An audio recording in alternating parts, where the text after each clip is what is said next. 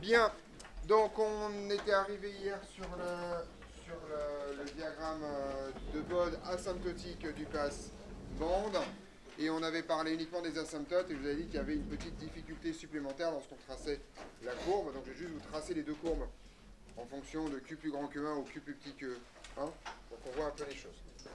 On distingue alors, on distingue pour la courbe réelle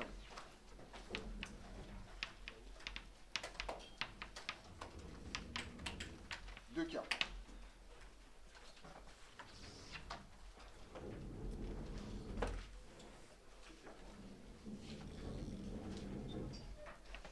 Alors, le premier cas, c'est le cas où Q est strictement plus grand que 1. Petit comment je ne ferai pas le Q proche de 1 ou égal à 1, c'est toujours une zone un peu merdique. Enfin, vous pouvez regarder, je vous ferai une petite fiche par ailleurs sur tous les filtres avec tous les cas, un truc plus propre que mes dessins au tableau, vous inquiétez pas. D'accord.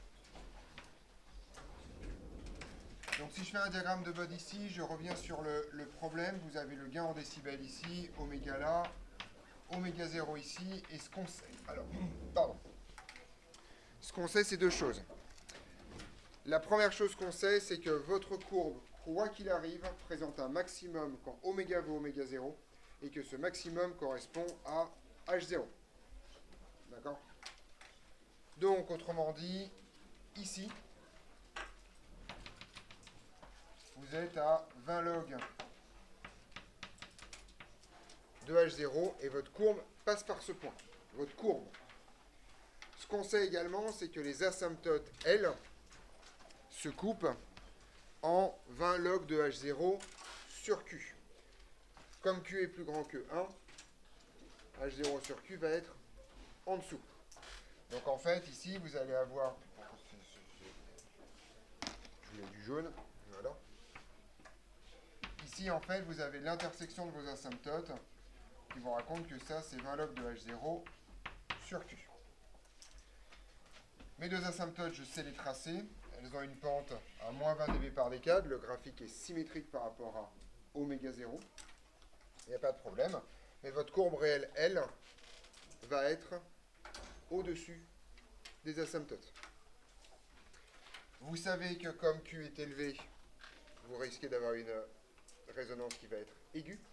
D'accord? Et en fait, c'est ça qui va se manifester sur le graphique. Globalement, votre courbe va coller aux asymptotes ici et va s'en séparer pas trop loin, va passer par le maximum et va redescendre et coller aux asymptotes. J'essaie de faire un dessin propre. Cette courbe est symétrique par rapport à oméga 0. Je sais que ça ne se voit pas, mais elle est symétrique. Et ce que vous constatez, c'est que plus Q va être grand, et plus vos asymptotes vont descendre. Et donc votre courbe, qui doit suivre les asymptotes de chaque côté, va en fait être obligée de s'amincir en fait ici. Donc contrairement à ce qui se passait dans une représentation avec le condensateur, quand vous augmentez Q, c'est pas la courbe qui monte, c'est les asymptotes qui changent. Tout simplement parce que votre courbe, elle, est structurellement obligée d'avoir un maximum ici. Si vous êtes dans ce cas-là, il y a un truc assez sympa, c'est que si vous prenez ces deux points-là, et bien en fait la différence entre les deux vaut 20 log de Q. Oui. Et les trous, il faut que les courbes fassent ça. Donc, Non, elles font pas ça. elles font ça. Elles font ça. D'accord? Donc les pentes ne changent pas. Par contre, elles descendent au fur et à mesure. D'accord? Et donc elles entraînent ta courbe rouge vers le bas en même temps. Et donc en fait, tu vas être obligé d'amincir cette zone-là. Okay. Structurellement. Donc bien sûr, elle ne change pas de pente. Hein. Elle ne se referme pas. On est d'accord là-dessus? Donc ceci vous permet de trouver la valeur de Q. Donc 20 log de Q, en fait, petite remarque, c'est donc la distance entre ces deux trucs-là. Q est plus grand que 1, donc 20 log de Q est bien positif. Il n'y a aucun problème dans cette histoire. Si au contraire Q est plus petit que 1, alors vous allez trouver... Alors on va essayer de comprendre qu'est-ce qui change pas. Ouais. Les asymptotes vont changer effectivement. Mon point rouge, lui, reste toujours à oméga 0 et à 20 log de H0. Donc ma courbe va forcément passer par là. Par contre, si Q est petit devant 1, enfin en tout cas suffisamment petit devant 1, vos asymptotes vont se couper au-dessus. D'accord? Donc ça peut être ici. Alors au-dessus de l'axe ou en dessous de l'axe, ça n'a pas beaucoup d'intérêt. Par contre, ça va être au-dessus. Donc là, vous avez 20 log de H0 sur Q. D'accord, je vous le barre ici. Voilà. Mes deux asymptotes vont toujours être à plus 20 dB par décade et moins 20 dB par décade. Mais cette fois, ma courbe va coller aux asymptotes, ça ne change pas. Mais elle est obligée de passer par là. Autrement dit, elle est en dessous de la courbe. Donc, vous allez avoir une courbe qui est comme ça. Et là, on voit tout de suite que la résonance est absolument pas aiguë, ce qui est normal parce que Q est plutôt petit. Et plus vous allez monter vos asymptotes, plus votre courbe, en fait, va tendre vers un truc qui va être relativement plat, d'accord, en partie, plus elle va décoller des asymptotes tôt. C'est pour une discussion de tout à l'heure. C'est avec vous qu'on a la conversation sur si ça colle aux asymptotes, c'est ça l'idée. Ouais, Simon. Souvent, le module de H0 est plus petit que 1. Oui, alors le module de H0 est pour des filtres passifs est toujours inférieur ou égal à 1. Voilà, ça c'est la base. Donc ça, c'est pour ça que je le mets toujours en dessous des graphes. Voilà. Après, il y aura des exercices, ce sera au-dessus parce qu'on a mis un truc dedans, mais dans les circuits que vous êtes censés pouvoir étudier, c'est-à-dire pas des trucs avec des amplificateurs opérationnels, des choses comme ça, c'est forcément plus petit que 1. Vous voyez l'idée? Et donc en gros, quand vous allez augmenter Q, bah, en fait ce truc-là va descendre. À un moment donné, la courbe va faire une espèce de... en fait, elle va commencer à prendre une espèce de forme comme ça, donc elle va être en dessous, puis elle va faire une espèce de petite cloche pour passer exactement par l'interaction des asymptotes. Puis ensuite, elle va passer à ce comportement-là. Il y a une espèce de plouc un peu bizarre qui se passe. Pareil, ici, vous pouvez lire Q, mais cette fois, en fait, c'est la différence, c'est que vous allez de là jusque là. Donc vous voyez que ce truc-là est négatif. On est d'accord? Et ça vaut bien sûr 20 log de Q. Puisque Q est plus petit que 1, donc ça se passe sans problème majeur. Donc vous pouvez lire oméga 0 et Q extrêmement facilement sur le graphique, à partir du moment où vous avez la valeur de la courbe réelle. Si vous n'avez que les asymptotes, alors si vous avez que les asymptotes et H0, vous pouvez trouver Q. D'accord? Mais sinon, vous avez trop d'ingrédients dans les asymptotes. On est au clair sur ce truc-là? Voilà. Alors, il me reste le petit je sais pas quoi, C probablement, ou D, c'est le passe bas, le passe haut d'ordre 2. D'accord. Alors là, je vais aller extrêmement vite. À la limite, si vous voulez retrouver les résultats, vous pouvez le faire, mais en fait, vous pouvez quasiment deviner ce qui va se passer. Ça va aller sans problème.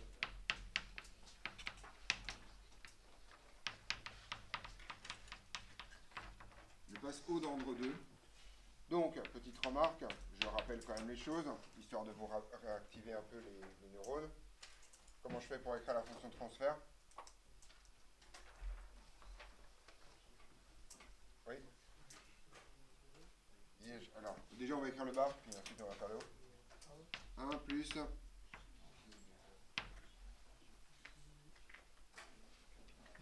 Faut le connaître par cœur. Vas-y.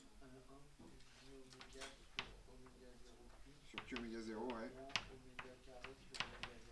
Voilà, vous avez ça. Et ensuite pour le passe haut, vous prenez...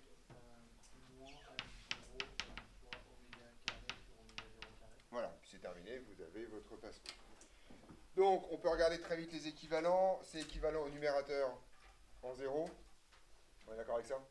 C'est équivalent à 1 en plus l'infini. C'est aussi normal, vous avez fait un copier-coller. D'accord? Et donc, grosso modo, le carré qui est ici vous raconte que vous allez avoir une pente à plus 40 dB par décade sur votre diagramme de Bonne, et ensuite un truc tout plat. Donc, en fait, le passe haut d'ordre 2. Alors, ça, c'est vraiment pour les réflexions. La remarque que j'ai faite est vraiment pour les plus matheux et matheuses d'entre vous. Si vous multipliez tout ça par oméga 0 carré sur oméga carré, d'accord? Proche comme ça en bas, avec un moins. Vous vous rendez compte qu'en fait, vous avez exactement la même forme que le passe bas, mais en ayant remplacé oméga sur oméga 0 par oméga 0 sur oméga. D'accord? Donc vous avez un passage à l'inverse dans la comment dirais-je, dans la variable. Et en fait, comme le log de l'inverse, c'est l'opposé du log, ça signifie en fait que tout ce qui se passe pour le passe haut, c'est le symétrique de ce qui se passe pour le passe bas par rapport à oméga 0. Tout simplement parce que log de oméga sur oméga 0, c'est moins log de oméga 0 sur oméga. Et donc, c'est juste prenez le passe bas, vous faites sproch, et vous avez le passe haut. C'est littéralement la même chose. D'accord? Et donc, ça se passe très très bien. Je t'écoute. Par moins oméga 0 carré. En fait, tu multiplies de telle sorte que tu es H0 en haut. Donc, tu neutralises en fait le facteur. Donc, ça, c'est un truc un peu vaporeux mathématiquement, mais c'est juste pour justifier le fait que je vais aller très vite ici.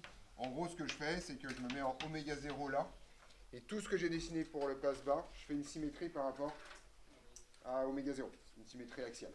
Splash. Donc une fois qu'on a pigé ça, bah, c'est pas très compliqué.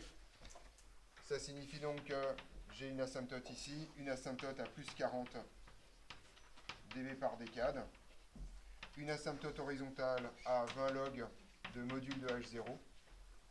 D'accord, là littéralement, je vomis tous mes résultats du passe bas, mais en les ayant symétrisés par rapport à oméga 0. Et si je dessine la courbe réelle, d'accord, elle est comme ça si Q est plus petit que 1 sur racine de 2. Je ne sais pas si vous vous souvenez, d'accord. Et sinon, elle va être comme ça si Q est plus grand que 1 sur racine de 2. Et là, vous pouvez même broder des résultats qui ne sont pas au programme, mais que vous pouvez immédiatement trouver. Ça veut dire que oméga R, cette fois, sera plus grand que oméga 0. Si vous poussez encore plus, vous savez que oméga R, c'est oméga 0 divisé par racine de 1 moins 1 sur 2 Q2, puisque c'est le même problème, mais en ayant changé oméga en 1 sur oméga, etc., etc. Donc voilà l'idée. Et pareil, vous pouvez lire ici, si Q est grand, 20 log de Q, comme d'habitude, entre l'asymptote et le maximum. Donc là, je vais vite, hein. Mais globalement, c'est ça que vous êtes censé trouver sur le passe haut. Oui. Du coup, dans le cas du passe haut, il y a aussi des cas. Il y a aussi des cas, oui, tout à fait. Le passe haut peut présenter une donc ça, c'est pas au programme, mais le passe haut peut présenter une résonance avec exactement les mêmes conditions que le passe bas. Si vous avez envie de faire la démonstration, ça se fait très très bien.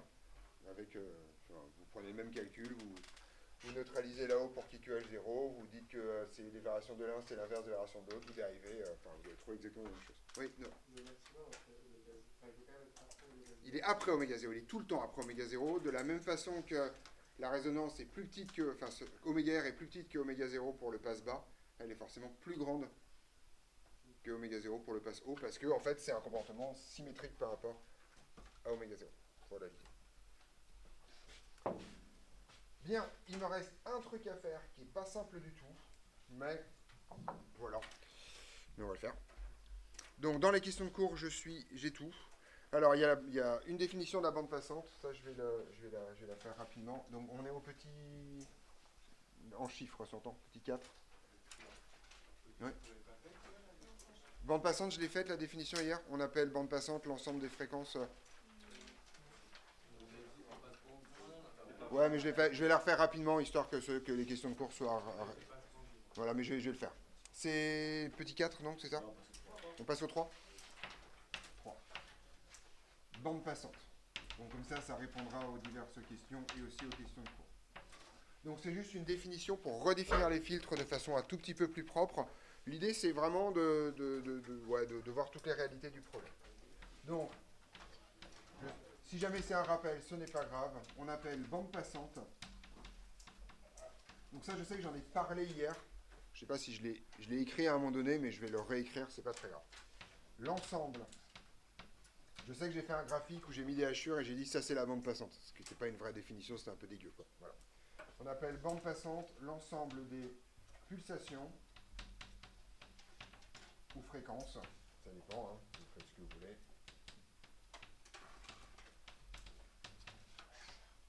Tel que le module de h bar soit plus grand que h max divisé par racine de 2. Voilà. Où ça, en gros, C'est au-dessus des coupures, quoi. C'est vraiment la même chose. D'accord. C'est-à-dire égal à module de h bar à oméga c. D'accord, donc on retrouve nos coupures diverses et variées. Et donc après, on va avoir une définition un tout petit peu autre des trois filtres, mais vous voyez que ça va revenir exactement au même. Un passe bas, c'est un filtre dont la bande passante s'écrit 0 oméga c. Un passe haut, c'est oméga c plus l'infini. Et un passe bande, c'est oméga c1, oméga c2. C'est ça la vraie définition des filtres. Voilà. Donc, un passe-bas est alors un filtre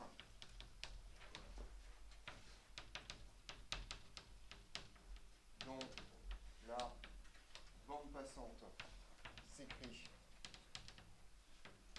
0 oméga c. Un passe haut est alors un filtre dont la bande passante s'écrit oméga c plus l'infini. D'accord. Ça laisse passer les hautes fréquences, quoi, en gros. Oui. C'est un oméga C. Ah, oméga c, oui, c'est la coupure. C'est à cause du racine de 2. Enfin, c'est la définition stricte de oméga c. Et si on termine, un passe-bande est donc un filtre qui s'écrit sous la forme oméga c1, oméga c2. Et le reste est rejeté derrière. On est au clair là-dessus, c'est bon? Voilà dans le principe. Je t'écoute. C'est oméga c, oui. Oméga c, c'est la coupure.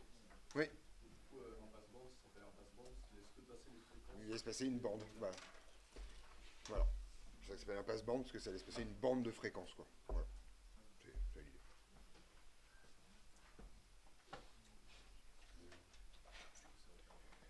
Donc, cette définition-là n'est pas hyper fonctionnelle. En particulier, c'est assez. Enfin, franchement, ça demande beaucoup d'analyse de trouver ça pour dire ah oui, c'est un passe haut. En fait, moi, je préfère les définitions que j'ai données avant, qui vont plus vite. Mais vous remarquez que ça revient au même, globalement.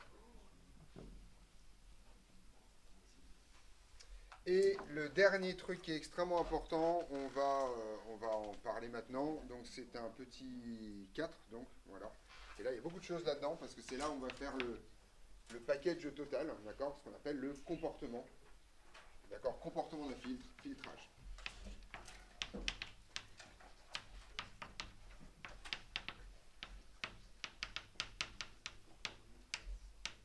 Que vous voyez que le chapitre s'appelle filtrage, mais on n'en a pas parlé tant que ça, finalement, à l'arrivée, puisque en fait, c'est simplement les outils qu'on étudie. Donc, c'est pas dur en soi, mais il faut comprendre un peu le problème. D'accord ? Donc, on va faire une généralité. Donc, soit un filtre de fonction de transfert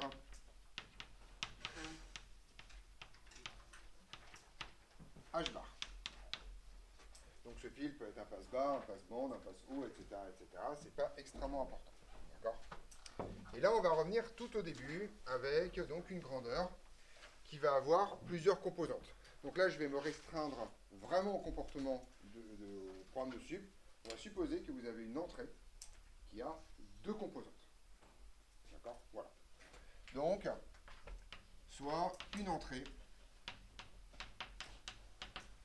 a deux composantes.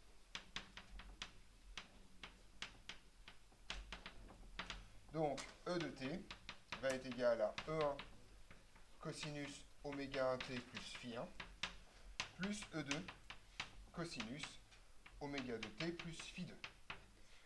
Deux composantes, ça signifie donc deux fréquences différentes, ou deux pulsations différentes, et éventuellement une amplitude différente et une phase différente. Ce que je vais supposer pour que la conversation soit claire, c'est que E1 et E2 ont grosso modo la même valeur, grosso modo le même ordre de grandeur. On est d'accord là-dessus ? Voilà. On suppose que E1 et E2 ont même ordre de grandeur.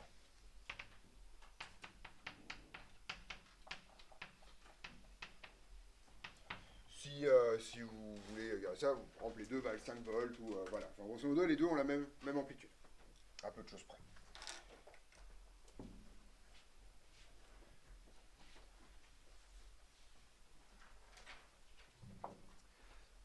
Le résultat qu'on a déjà vu, mais que je vais remettre en orange pour en recoller une couche, parce que c'est vraiment ça l'objectif de ce chapitre, c'est que on sait que l'expression de S va être la somme de deux composantes avec les mêmes fréquences, chacune de ces composantes ayant été modulée par votre filtre. D'accord ? Donc, on sait alors que S de t est égal à... Alors, quelle est l'amplitude de ce que je pourrais appeler S1 de t? Tu vois, pareil, c'est là où il faut tout dézoomer. De Z jusqu'à A. Ouais. Le module de bas. Non. Ouais. Là, alors, il y a le module de h bar dans le tas. Multiplié par quoi?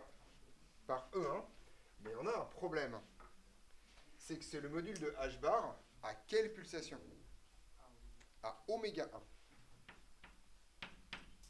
Multiplié par E1. D'accord? Cosinus de oméga 1t, ça ne change pas. Plus phi 1, plus quoi?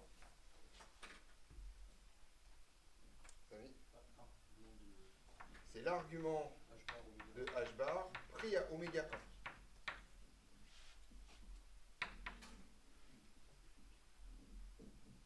Ça, c'est ce qui s'est passé pour la composante 1. Et bien entendu, une fois qu'on a compris ça, ça va être facile d'écrire la deuxième. C'est mis. C'est h bar évalué en oméga 2 fois E2, cosinus de oméga 2t, ça ne change pas, plus phi2, ça ne change pas, plus quoi? Plus l'argument de h bar, mais évalué cette fois en oméga 2. Donc vous voyez donc que la connaissance de h bar vous donne l'intégralité de l'expression de S bar. Mais vous voyez également que le module de h bar n'a pas du tout la même valeur en fonction de la pulsation. En particulier, par exemple, si vous êtes sur un passe bas et que oméga 1 est en dessous de oméga 0, mais que par contre oméga 2 est vraiment au-dessus de oméga 0, il y a un cas où h bar de oméga 1 va être quelque chose de pas trop petit. Par contre, celui-là va être extrêmement faible. Et donc, vous allez littéralement rendre cette composante-là négligeable devant celle-là. C'est ça le principe du filtrage. D'accord? Donc là, on va avoir un certain nombre de cas qui vont être très simples. En pratique, il y a un truc qui est extrêmement facile. Donc, bien sûr, l'expression du module de h bar est une expression compliquée. Et c'est là où va arriver une deuxième astuce qui va nous aider beaucoup à faire les calculs, qui va être la réponse à une question qu'on va poser tout à l'heure. Si vous êtes loin de oméga 0 ou de oméga c, c'est-à-dire si vous êtes loin de l'intersection des asymptotes, alors vous pouvez utiliser comme expression de h bar son équivalent. Et là, tout de suite, ça va être vachement plus facile. Parce que les équivalents, c'est toujours des expressions beaucoup plus compactes de h. Donc, ça c'est une remarque extrêmement importante. Remarque.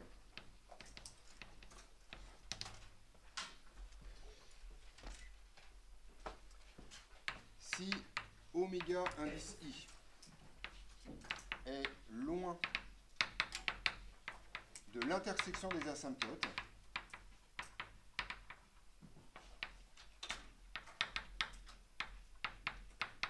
donc la relation des asymptotes, c'est oméga c ou oméga 0, ça va dépendre de votre filtre, c'est oméga c pour les filtres d'ordre 1, oméga 0 pour les filtres d'ordre 2. Alors, on peut assimiler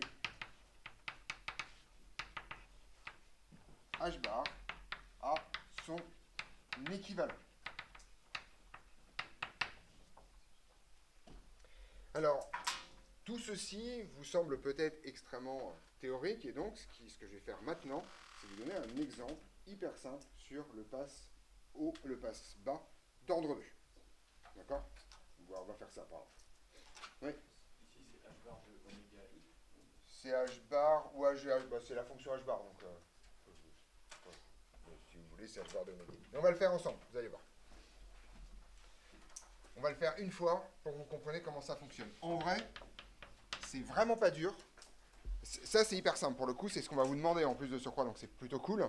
Par contre, ça demande d'avoir une vision globale de tout le chapitre. D'accord? Voilà l'idée. Donc, exemple. Je me munis d'un passe-bas d'ordre 2 avec une fréquence F0. Donc là, vous voyez, je commence à glisser juste histoire de vous faire brainstormer un peu. Avec une fréquence F0 qui vaut 20 kHz. D'accord? Voilà. on considère E de t qui va valoir E, facteur de cosinus oméga 1t plus cosinus oméga 2t. Donc vous voyez que j'ai viré les phases, là, histoire de ne pas trop m'emmerder dans cette histoire. Avec F1 qui vaut 100 Hz et F2 qui vaut 1 MHz.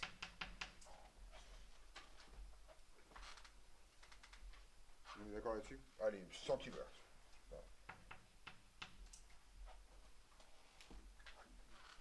Voilà l'idée. Voilà un exercice typique de filtrage. Les deux composantes ont donc la même amplitude, sont en phase, d'accord? On se fout un peu. Enfin, alors non, pardon, je retire, elles ne sont pas en phase. Pourquoi elles ne sont pas en phase, mes deux composantes? Ouais. C'est même pas la question en fait. Ouais. Voilà, il n'y a aucune, qu'on ne peut pas comparer la phase de, on ne peut pas paraître des phasages pour deux trucs qui n'ont pas la même pulsation. D'accord? Donc elles sont ni en phase, ni en opposition, ni que dalle, ça ne veut rien dire ce que je raconte. On est d'accord là-dessus? Donc, grosso modo, en général, on ne vous demandera pas de tracer le diagramme de Bode, mais on vous donnera très gentiment le diagramme de Bode de ce passe-bas d'ordre 2.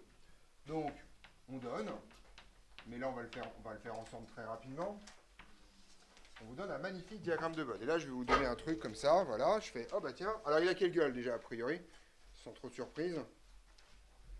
C'est un passe-bas, donc grosso modo, il va avoir un truc comme ça. Ici, je vais dire que c'est moins 20 décibels, tiens. J'ai un truc à moins 20 décibels, je le lis sur le graphique, d'accord? Ici, j'ai le point. Ici, qu'est-ce que j'ai comme fréquence? J'ai forcément F0, si je me mets en fréquence, d'accord? Donc j'ai 20 kHz. Oui, je sais, il y a des pièges. Et donc ce truc-là n'est plus gradué en oméga, mais en F. Est-ce que ça vous choque que ce soit gradué en F ou en oméga? En fait, quand vous faites log de F, vous faites log de 2pi oméga, et donc c'est simplement décaler l'axe des abscisses, c'est pas foufou. Et ensuite, vous avez une pente, et vous savez que cette pente, elle est à combien? À moins 40 dB par décale. Ça, c'est le diagramme de Bode en gain. Et on vous donne également le diagramme de Bode en phase. D'accord? Alors, le diagramme de Bode en phase, c'est pas très compliqué, je vais vous le donner, gentiment. Et le diagramme de Bode en phase va être comme ça.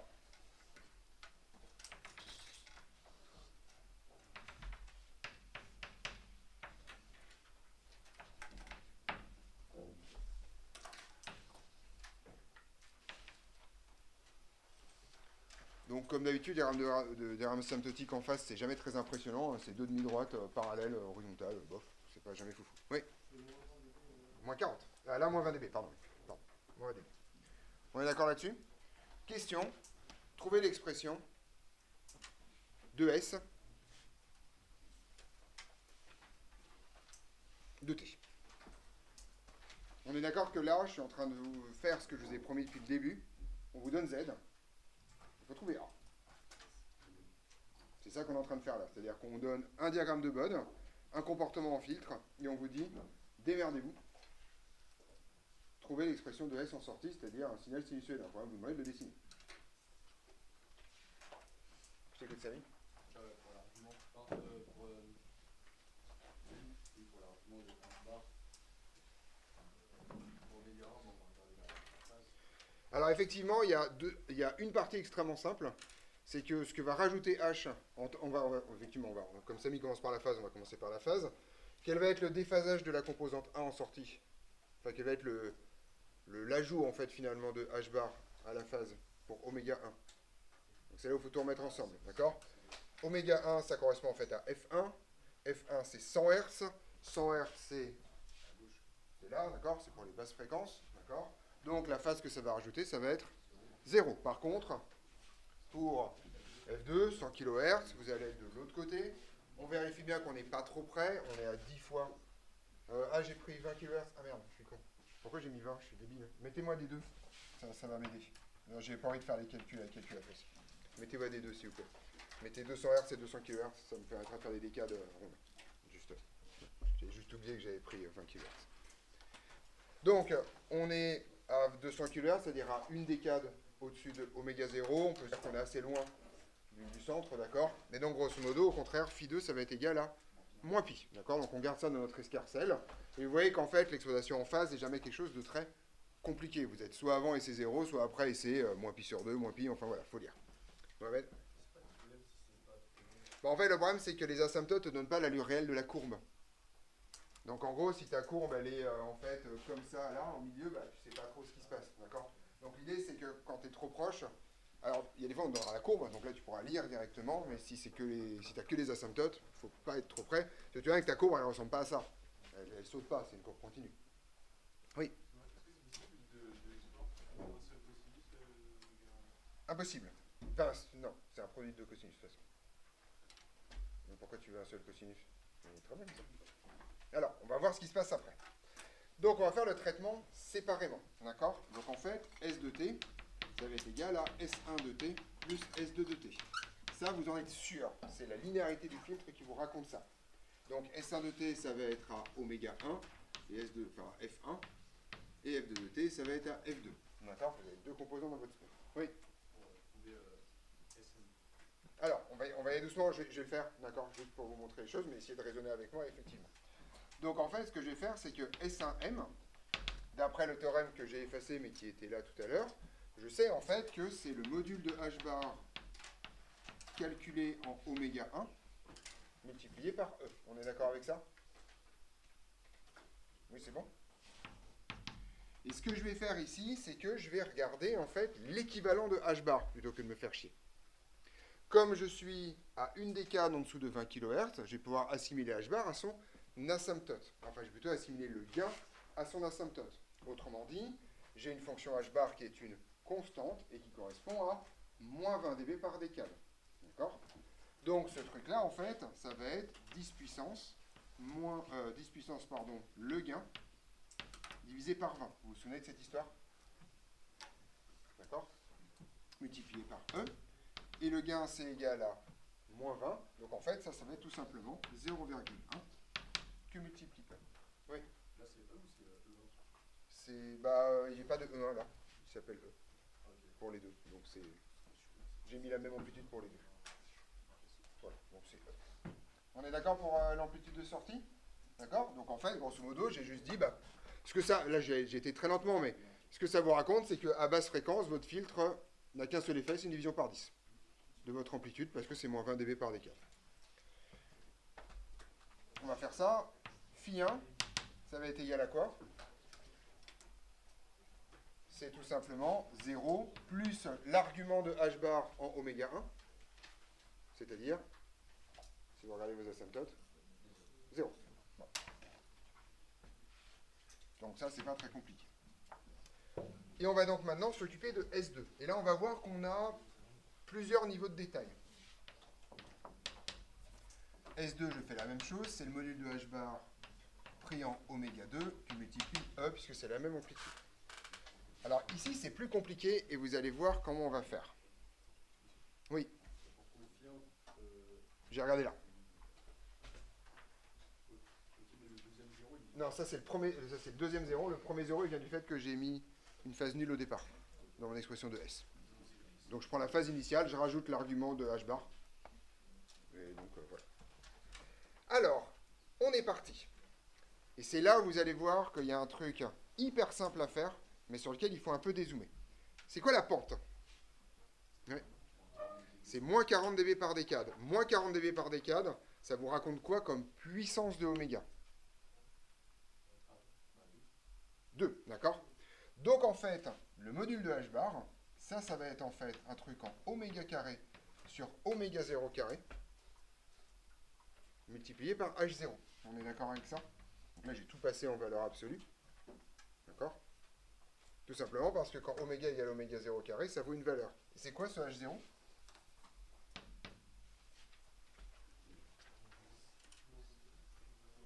Attention, c'est plus le gain.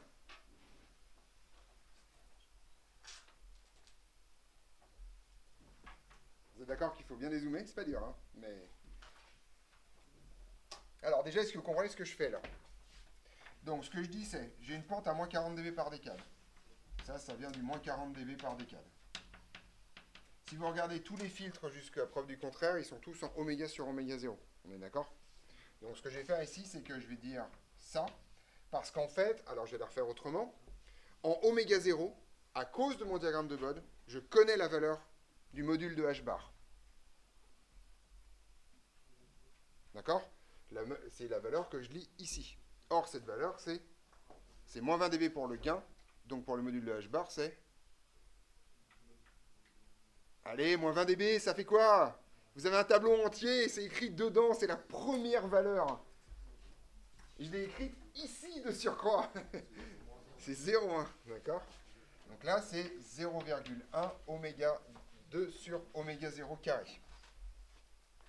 Vous comprenez comment j'ai fait? J'ai pris l'équivalent de H bar, je sais qu'il a cette gueule-là en valeur, en module en tout cas, d'accord? Et surtout, ce que je sais, c'est que c'est une fonction linéaire en oméga carré. D'accord? C'est un gros machin fois oméga carré, parce que c'est un monôme. Et ce que j'essaie de trouver, c'est une espèce d'ordonnée à l'origine, ou plutôt de valeur en oméga 0. Pourquoi? Parce que c'est la seule valeur que je connais. D'accord? En oméga 0, ça je connais. Et la valeur de H0 Enfin, la valeur de ce truc-là en oméga 0, c'est 10 puissance le gain divisé par 20. C'est la formule que j'ai utilisée ici, que Samy m'a demandé très gentiment la semaine dernière, ou en début de semaine. D'accord? Et donc, en gros, je me retrouve avec le 0,1, c'est comme ça que j'ai trouvé ici. Souvenez-vous que moins 20, de toute façon, c'est 0,1. Donc, en gros, je prends la valeur de H ici, et je multiplie par oméga sur oméga 0 à la puissance qui va bien pour la pente. On est d'accord? Alors, ici, c'est faux. Je l'ai fait exprès parce que Samy s'est trompé. La pente, c'est combien? C'est moins 40 dB par décade. Donc, la puissance, c'est moins 2. D'accord? Donc, je vais mettre oméga 0. Oui, c'est ça. En fait, c'est oméga 0 carré sur oméga carré. D'accord? C'est ça l'idée. Mais, oui. Quand vous dites si on est assez loin de Oui. l'équivalence à partir de quel facteur 10, 100? Ça dépend ce qu'on demande et ce que tu as. Bon, en général, moi, je dis une décade, ça marche. Voilà. Et ça va vraiment dépendre à fond. Pour les filtres, c'est chiant parce que si ton facteur de qualité est trop bas, ta courbe, en fait, elle est complètement patatoïdale là-dedans et c'est affreux. Encore pire, si ton facteur de qualité est trop, tu as une résonance là qui te raconte tout sauf ce que tu as fait. En fait, un des énormes problèmes, c'est qu'un filtre passe bas d'ordre 2, s'il y a une résonance, c'est un passe-bande. Bah oui, puisque le maximum est là et en fait, vous avez un truc un peu à la con comme ça. Donc, il y a des tapis, voilà, tapis. Il y a déjà des trucs, on va pousser un peu. Ouais. Pour l'instant, je fais un truc simple. On est d'accord avec ça? Fois E. Mais en fait, ça, je peux faire même mieux que ça. Parce que vaut oméga 0 sur oméga? Parce que c'est pas oméga, c'est oméga. D'accord? Donc, je vais même faire... Enfin, je vais faire un truc comme ça. En oméga 2, d'accord? Je fais une espèce de représentation un peu dégueulasse. Ce qui fait que ça, c'est 0,1 oméga 0 sur oméga 2 au carré. Mais le rapport des pulsations, c'est aussi le rapport des... Je te remercie, Liam.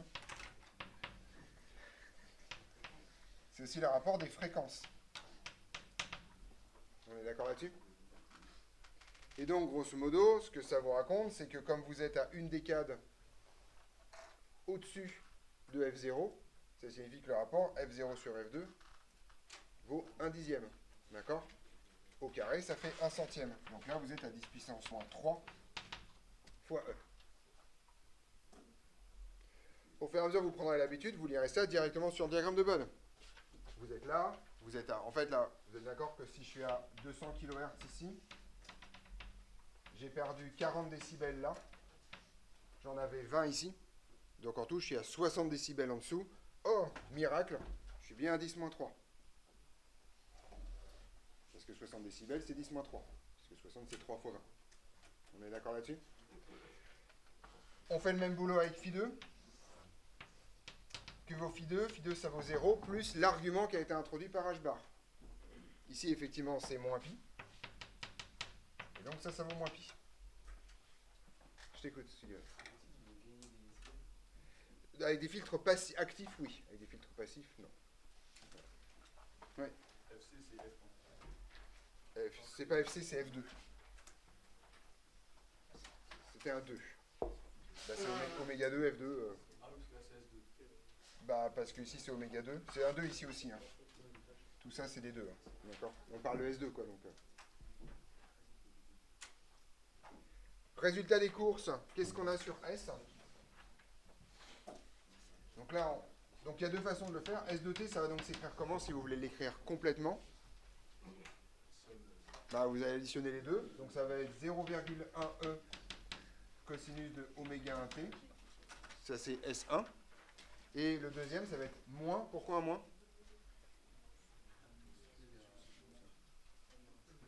Parce qu'il y a la phase, effectivement, qui vaut moins pi. Donc plutôt que de mettre un moins pi à l'intérieur du truc, je mets un moins directement. Moins 10 puissance moins 3e cosinus de oméga de t. Voilà S de t dans son expression exacte. Bien entendu, la tentation est extrêmement forte et on va le faire. D'écrire quoi? Bah ouais, enfin, vous êtes d'accord que ça, on s'en fout, d'accord? Donc,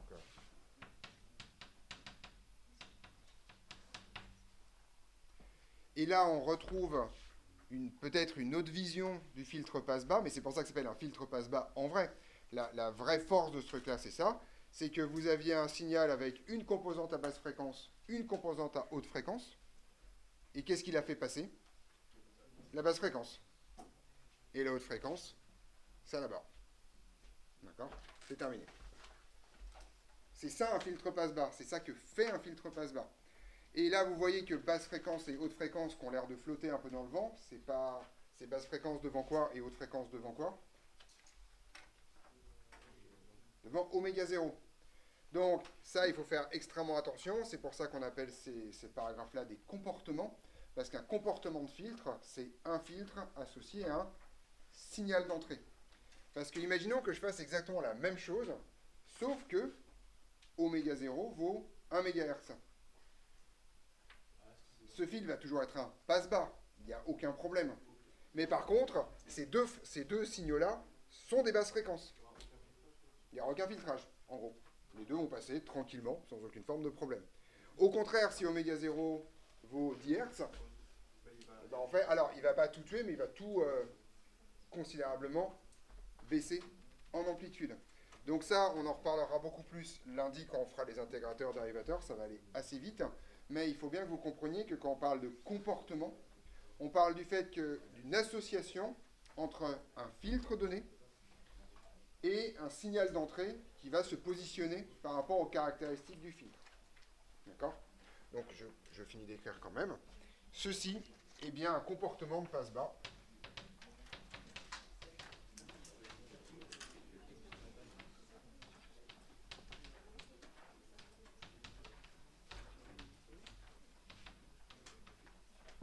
Vis-à-vis de E.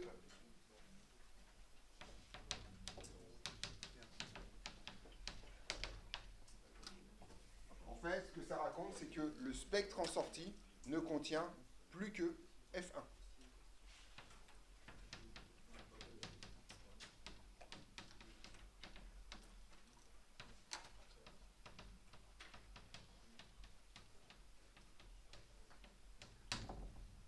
Voilà. Petite remarque pour reprendre mes métaphores du début de ce chapitre. Si vous prenez des pâtes et de l'eau que vous les mettez dans une passoire, ça se comporte comme un passe liquide, d'accord? Ou comme enfin, ça dépend de ce qu'on appelle la sortie, mais d'accord? Ou comme un passe solide, comme vous voulez. Si vous essayez de faire la même chose avec un mélange riz-pâte, bah, vous allez tout garder. Ou un mélange au lait, bah, vous n'avez pas filtré non plus, d'accord? Donc c'est là où on parle de comportement. C'est encore une fois la métaphore culinaire est là. Une passoire, ça marche avec des pâtes et de l'eau. Ça marche vachement moins bien avec un mélange où vous faites de l'eau et de lait en espérant séparer les deux. D'accord? Ou au contraire, vous prenez des pâtes sèches, de riz sec, vous mettez tout ça dans la passoire. Et puis, bah voilà, quoi. Vous pouvez aller vous rhabiller. Vous avez juste un repas dégueulasse à l'arrivée en perspective. D'accord? Ça, c'est plutôt une certitude. Et voilà. Ne faites pas ça chez vous. Voilà. D'accord? On est d'accord là-dessus. Donc, en fait, quand on parle de passe-bas, si on veut vraiment qu'il se comporte comme son nom l'indique, il faut l'associer avec un signal bien choisi, ou au contraire, il faut que le signal soit associé avec un filtre bien choisi pour que ça marche. Ça, vous pouvez le broder sur les passes hauts, les passes bandes. D'accord? Par exemple, si vous voulez qu'un passe bande marche bien, autrement dit, vous avez 2 fréquences, mais vous voulez en garder qu'une seule, il faut que la fréquence que vous voulez... Allez, on va voir si vous avez pigé. Je prends le même cas, mais avec un passe bande. Donc j'ai mon entrée avec oméga 1 et oméga 2, et je veux garder oméga 1. Comment il faut que je choisisse mon filtre pour que ça marche?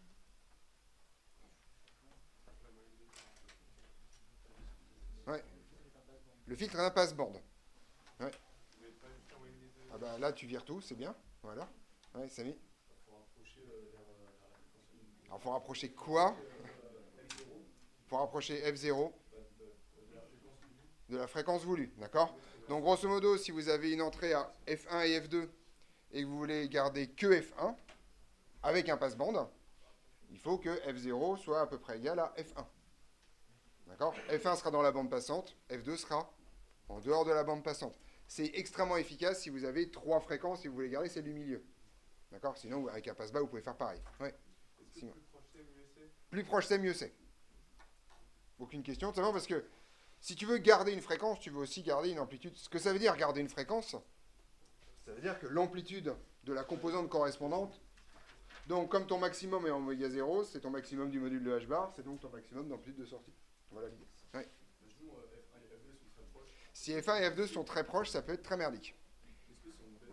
Effectivement, si F1, en fait, si F1 et F2 sont très proches et que tu veux quand même les séparer, tu vas utiliser un passe-bande centré sur F1 et tu vas augmenter l'acuité jusqu'à ce que effectivement F2 sorte de la bande passante. En gros, c'est ça l'idée, c'est l'histoire de l'acuité, c'est qu'il faut réduire la bande passante. Alors ça, vous avez un truc extrêmement... Est-ce que vous avez déjà entendu la radio? D'accord? Est-ce que vous connaissez, votre génération, à mon avis, ne connaît pas ça, mais en fait, nous, ma génération, comme on réglait les postes à la main, ben, on connaît. Est-ce que vous connaissez les valeurs, grosso modo, des fréquences de radio? Ouais, mais c'est à combien près? C'est pas si précis que ça, en fait. Ah, pas 0,0, hein. Quand on vous donne la fréquence, par exemple, France Info, c'est 105.5. D'accord? Vous avez un point. Donc, en fait, les fréquences de radio sont au dixième de mégahertz près. Pourquoi? Parce que quand vous voulez capter une fréquence de radio, vous ne voulez pas capter uniquement la fréquence. Vous voulez capter la fréquence modulée avec la voix humaine.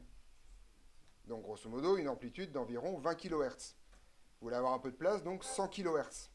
Autrement dit, la largeur de la bande passante, obligatoirement, ça doit être 100 kHz. Donc, vos fréquences ne peuvent pas être plus proches l'une de l'autre que 100 kHz. Sinon, vous entendez les deux radios en même temps. Et donc, c'est une des raisons pour lesquelles, et ça c'est structurel à la voix humaine, vous pouvez faire ce que vous voulez, vous n'arriverez jamais à rapprocher deux fréquences en dessous de 100 MHz si vous voulez traiter ça avec un filtre, simplement parce que sinon, soit votre acuité est trop forte, doit être trop forte, et vous allez virer la moitié du signal d'origine, donc vous allez perdre de l'information, soit au contraire, votre acuité permet de garder tout votre signal d'origine, mais vous allez capter les signaux parasites d'à côté. Et ça, et donc voilà, c'est pas une histoire de on sait pas faire, on ne peut pas faire des radios, et vous le savez si jamais vous êtes en voiture, qu'il y a des radios qui se recouvrent, c'est d'ailleurs extrêmement désagréable, d'accord? S'il y a des gens parmi vous qui ont encore des téléphones, enfin ouais non, ça n'existe plus en fait. Quand j'étais petit, les téléphones fixes, ils passaient pas par des modems, c'est-à-dire il n'y avait pas de filtre numérique dans cette histoire-là. En fait, on entendait des conversations. Vous êtes en train de parler au téléphone et tout d'un coup, vous entendez une conversation qui est en fait la fréquence qui est juste à côté, d'accord? Qui est random en France, donc enfin, voilà, dans votre secteur téléphonique, vous ne savez pas exactement qui c'est, et de temps en temps, vous entendez la fréquence d'à côté, parce qu'en général, comme la probabilité qu'il y ait deux personnes qui téléphonent en même temps et qui soient exactement pile poil à la fréquence d'à côté est hyper faible, on gratte un peu sur la bande passante, parce qu'en général, les deux signaux n'existeront pas simultanément. Mais ça arrive de temps en temps, vous n'aurez pas voté, d'un coup, vous entendez, bien sûr, le volume est hyper bas, et vous entendiez, maintenant, avec le filtrage numérique, ça n'existe plus, hein, c'est terminé, mais les anciens téléphones qu'on branchait, vous savez, blam, avec la prise toute droite, là, d'accord? Ça marchait comme ça. Ouais. Bah, si vous avez un talkie-walkie mal fait, un talkie-walkie bien fait, c'est un talkie-walkie où chaque canal est très nettement séparé de l'autre. Mais si jamais vous avez un talkie-walkie mal fait, c'est-à-dire que vos deux canaux successifs, par exemple, sont à des fréquences trop près, vous allez entendre un bout de parasite de la fréquence d'à côté. Voilà. Et puis, si c'est des talkie-walkie standards du commerce, bah, de toute façon, les trucs se recouvrent, les trucs machin. Donc, si jamais quelqu'un a un talkie-walkie à côté et qu'il y a un recouvrement de fréquence, bah, oui, vous allez le capter pareil. Il n'y a pas de raison. Pas de sécurisation numérique, rien. Donc, ouais. Donc si on prend un objet qu'on diminue l'acuité par un facteur 5 ou 10, on pourrait entendre deux chaînes d'orage à la fois? Effectivement, tout à fait. Ça serait horrible. Mais ça marcherait très bien. Alors pour ça, c'est pas très compliqué, il suffit de baisser la valeur du condensateur. En fait, en gros, non, quand tu règles le petard, c'est le condensateur que tu règles. Le condensateur. Le condensateur. Donc en gros, là, il faut au contraire baisser les valeurs de résistance, augmenter par les valeurs de résistance de ton filtre. Donc voilà, tu rajoutes une résistance dégueu bien placée, et ton filtre va faire ça, et ça va être pas beau. Après, tu vas supporter ça pas très longtemps quand même, parce que c'est la démodulation, il n'y a rien qui se passe bien, enfin, il y a du bruit, enfin voilà, parce que tu captes aussi tous les trucs qui sont mal foutus dans cette histoire-là. Et donc, il y en a plein des comme ça. Est-ce qu'il y a des gens qui ont encore des enceintes un peu à l'ancienne, vous savez, des grosses enceintes, choses, d'accord? Est-ce que vous avez déjà entendu la police dans vos enceintes, hein? Ça vous avez jamais entendu? Moi, quand j'étais petit, régulièrement, tout d'un coup, la police qui sort dans mes enceintes, tout simplement parce que les enceintes, c'est un passe-bande. Il y a donc une fréquence de résonance au milieu. Et si jamais, dans les émissions, ils utilisent la fréquence qui pile-poil coïncide avec votre enceinte, bah, vous la captez, comme une antenne. Bon, enfin, non, tu les suis pas, je veux dire, c'est juste une voiture qui passe, t'entends pas la police au sens, voilà. Jusqu'à un moment donné, t'as une voiture qui passe en bas de chez toi, et t'entends un truc qui parle dans tes enceintes, puis après, ça se barre, c'est terminé, quoi. Après, tu peux courir après avec ton enceinte branchée, voilà, ça va être un peu compliqué, mais voilà. Donc, c'est pas comme ça qu'on fait pour faire ce genre de choses, d'accord? Mais etc., etc. Est-ce que c'est ce truc-là, ce week-end, je vous le rappellerai demain dans le mail, vous devez vraiment y passer du temps pour comprendre ce que j'ai fait. Parce que c'est ça qui est le résumé ultime de l'intégralité de ce chapitre.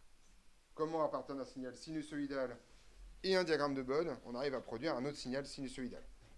Okay. On parlera lundi des 3 dernières questions de cours et on commencera la mécanique. D'ici là, je vous recommande de vous reposer le plus possible.